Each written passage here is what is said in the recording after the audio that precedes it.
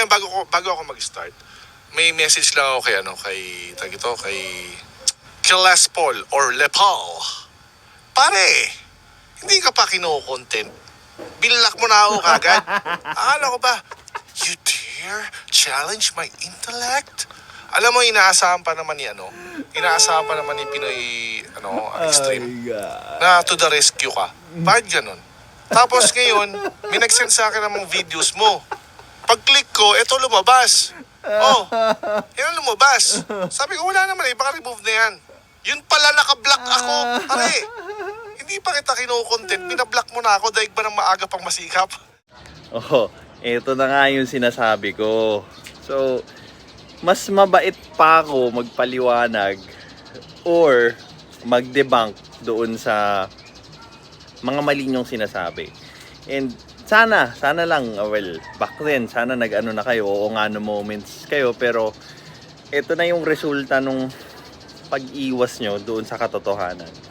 Hinahabol na kayo ng mga followers nyo, ng mga nanonood sa live nyo, and they are asking questions that you are not answering. Well, panoorin natin si Kayo on how to dismantle those two. This is Pinoy Extreme. Let's do this. This is Pinoy Extreme. And like I said, I can't believe that I still have to say this, like, as if it's not common sense. Na yung mga Well, it's not. Let me give you an example.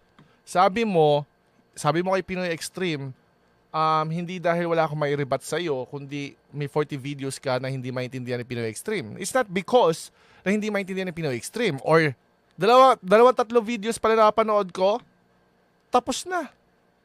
Pinakita ko na yung contradiction ng incoherence mo. You don't adhere to your own ideals.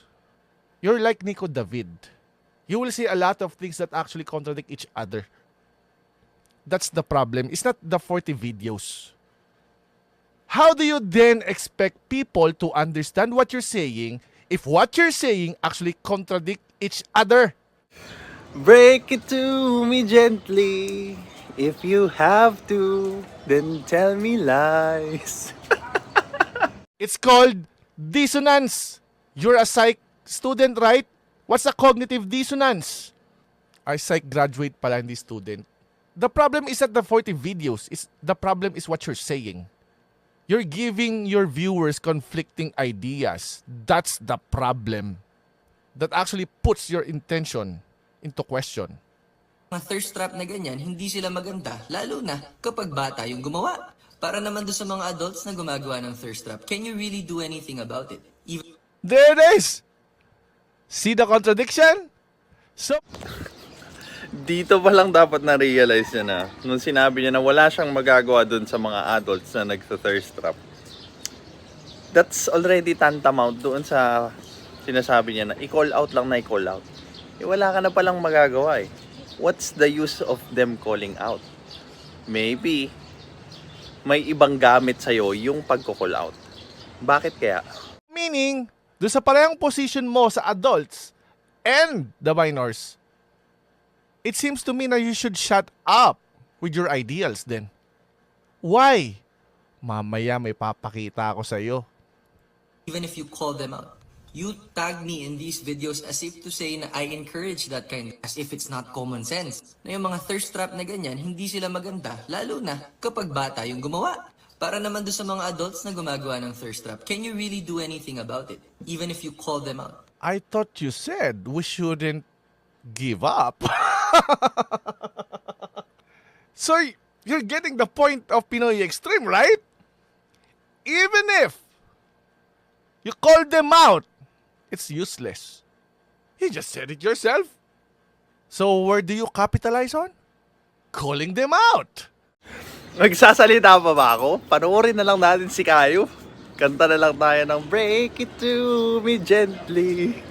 If you have to, then tell me lies. As if to say na I encourage that kind of behavior simply by telling men what to do and who to take accountability of.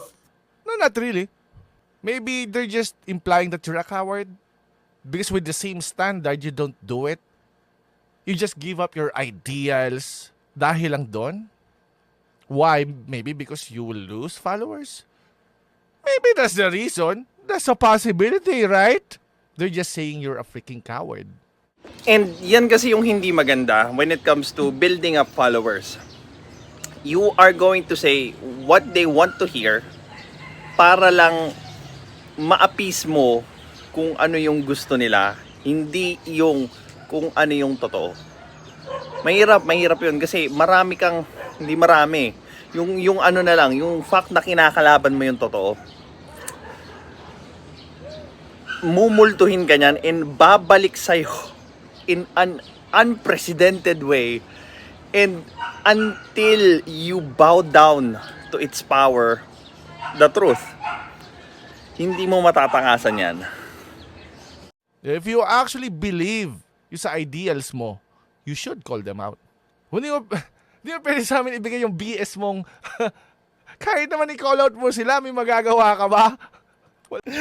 That's my position eh. Yung usefulness or yung effectivity ng call out sa isang sitwasyon. And right now, nakakatawa kasi siya na yung nagde-debunk sa sarili niya na, hey, at some point, yung pagko-call out, hindi pala effective. So, anong gagawin? Diba? Duh! Yun nga yung sinasabi ng realist. Diba? Which is weird. May video siya ng defeatist mindset. Sinasabi niya, yung mga ganong ugali daw is a defeatist mindset. Ibig ba sabihin daw na mahirap o mga imposible hindi natin gagawin? He just did it. May magagawa ka ba? May magagawa ka pa ba kapag inolot mo sila? Wala naman, di ba? That's kind of the point of Pinoy Extreme. Right? That is kind of the point. You just gave up your own ideals, dude. We're done. Game over. It's game over. Ano nang gagawin ng mga influencer na, nag-umpisa ng topic and then found out that they are wrong? Move on na lang. Move on sa ibang topic. Like for example, yung slogan ng page. Which is, hindi naman yun yung topic in the first place. Pero dahil hindi na nga nila kayang ibalik, instead na aminin, oo nga no, magganon sila, oo nga no moments, i-continue nila yung nabuo nilang kasinungalingan para lang hindi sila magmukhang mali. And kung hindi pa yan red flag sa isang influencer, hindi ko na alam kung ano pa. This is Pinoy Extreme. Have a good day.